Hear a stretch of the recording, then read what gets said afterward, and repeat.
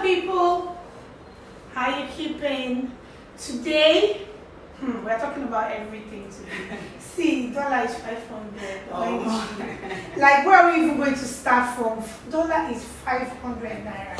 At least look at you, you are a renowned fashion designer. Let's start from there. How are we going to improve our own goods? And the whole thing is, the infrastructure of the country doesn't even really just help. So you just find pockets of people trying to do everything they can in their own little spaces. Yes. But the economy isn't helping. You get the way we run things in Nigeria doesn't work. So we don't appreciate our own things except it's being appreciated outside first. You see the shift, especially with clothes. Like now, I'm looking at these shorts and I'm thinking, you have to make the shorts for me. Do you understand? Yeah.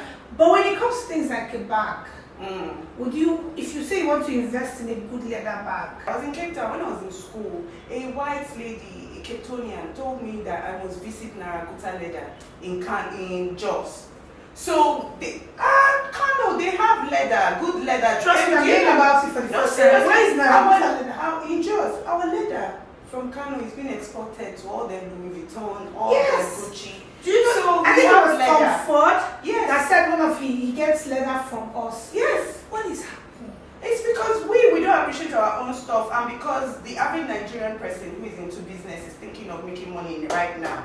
You're not thinking of building a brand that will outlive you or something. And it's not really their fault, because we are quite we're a very materialistic nation. Yeah, so people just want to make quick money because that's the only way people will appreciate you when they know your stuff. They know you because you have money. So you can spend money on doing adverts. You can spend money with known blogs. Yes. And people can And what see you. I noticed about us is we key into something that is already built. Yes.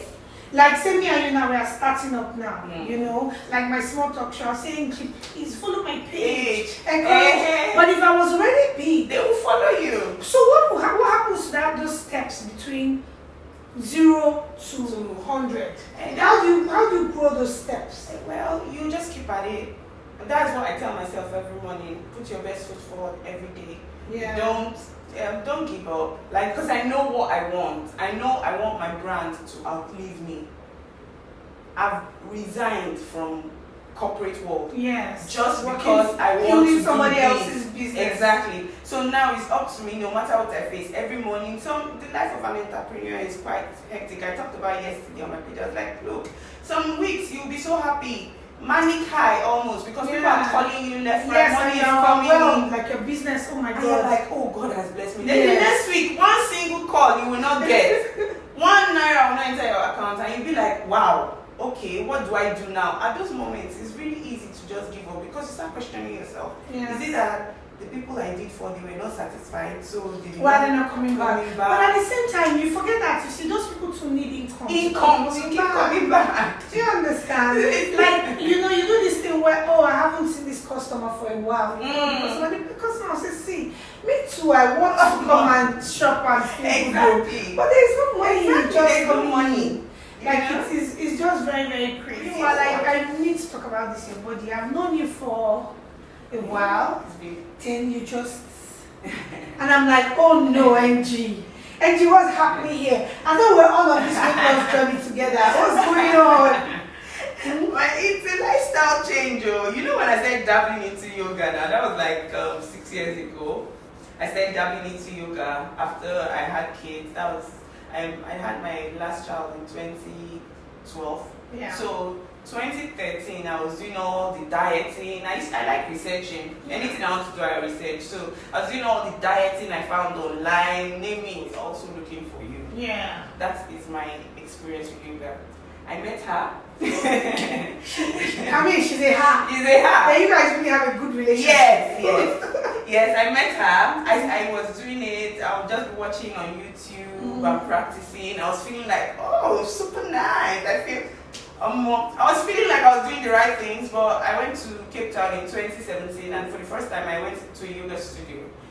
And after the class, I was like, Ngozi, you've been doing rubbish. You fool yourself.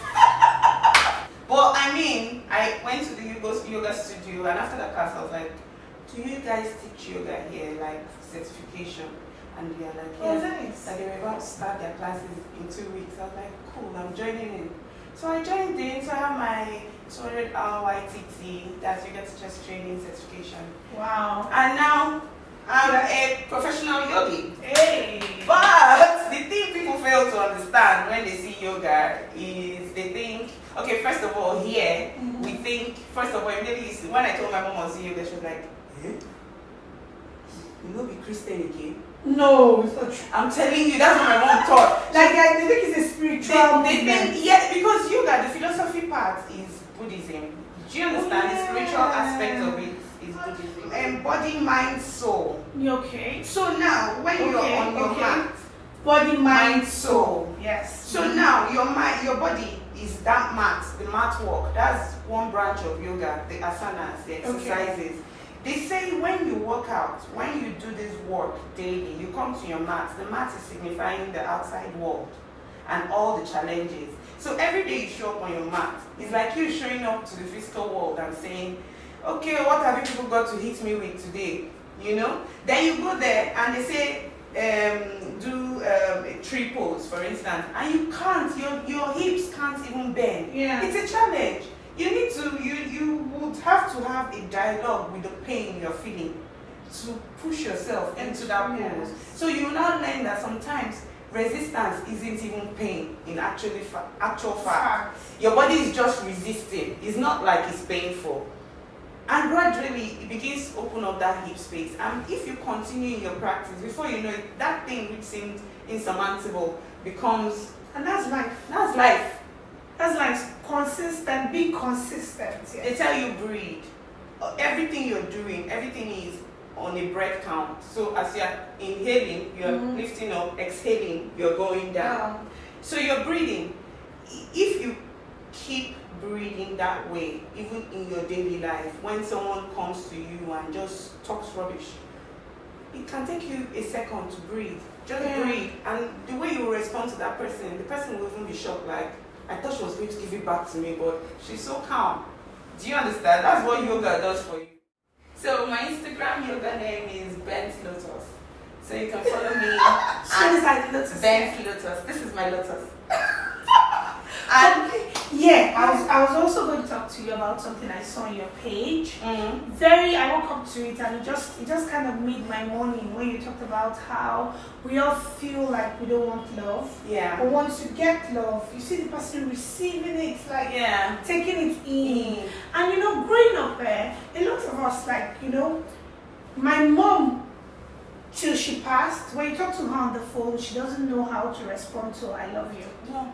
Our parents, she just didn't know how to respond. But she could be her grandkids. Yeah. Because she feels, but once you talk to her, you're like, okay, mommy, I love you.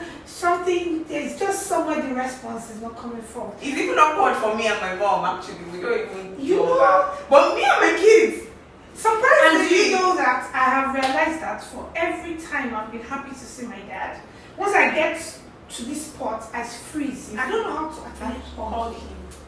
Like, why are we not expressing love? It's because of the way we're taught, we're brought up.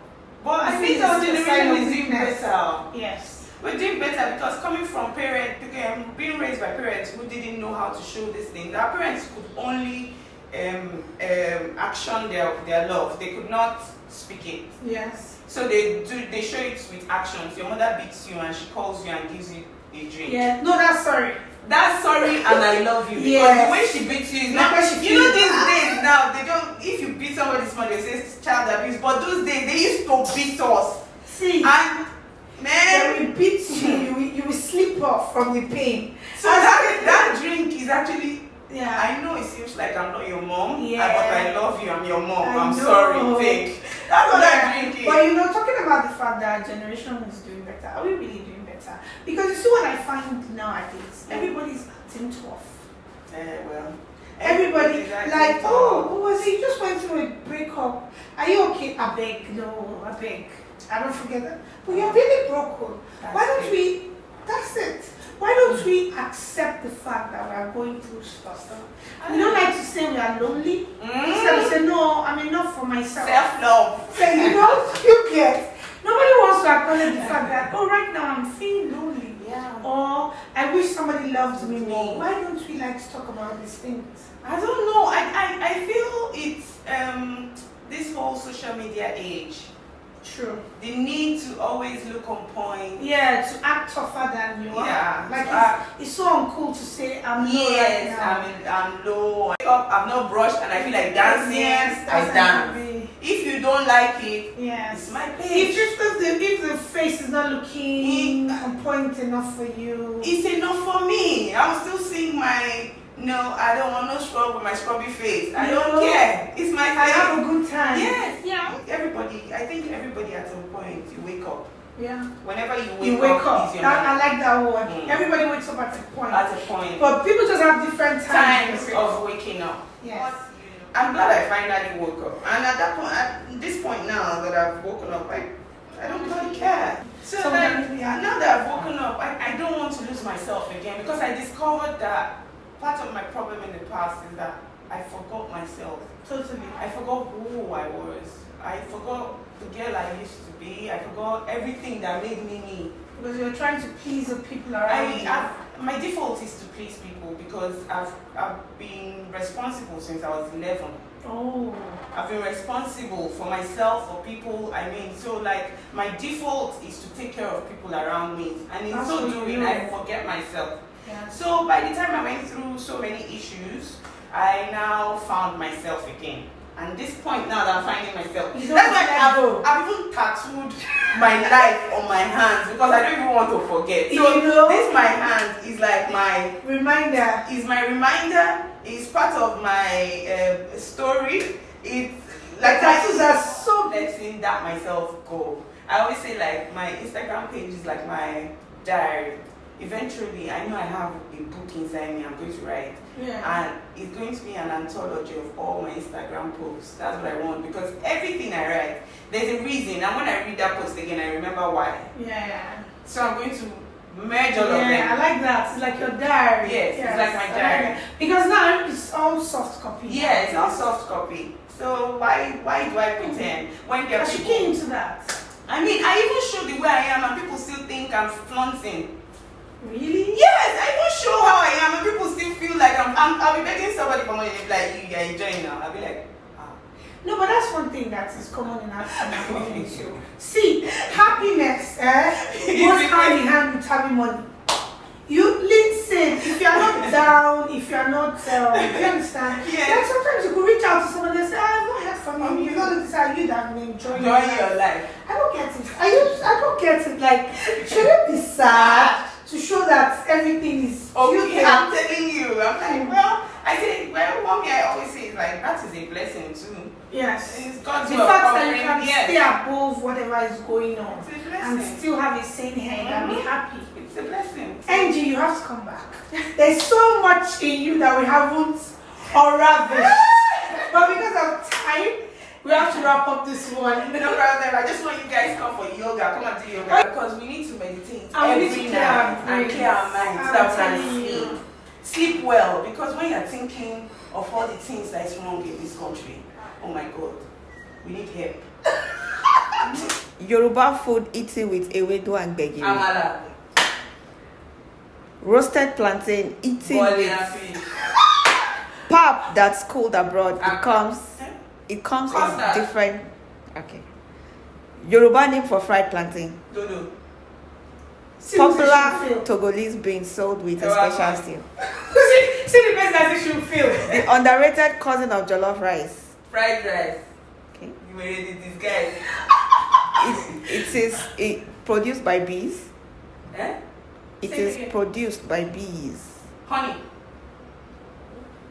You're good. You were actually not meant. You just meant to just tell me the answer. So you failed now. Oh. Nigerians are always fighting Ghanaians over who cooks it better. How can you miss this one? Me, I know it now. Jollof rice. Yes, jollof rice. Popular drink from the northern Nigeria, made from tiger nuts. Okay. Steamed beans, sometimes purported to have 7 lives. Beans, steamed, 7 lives. Kunu. And what's the number after K? L. L. Laughing. No. It's not L. My. Right.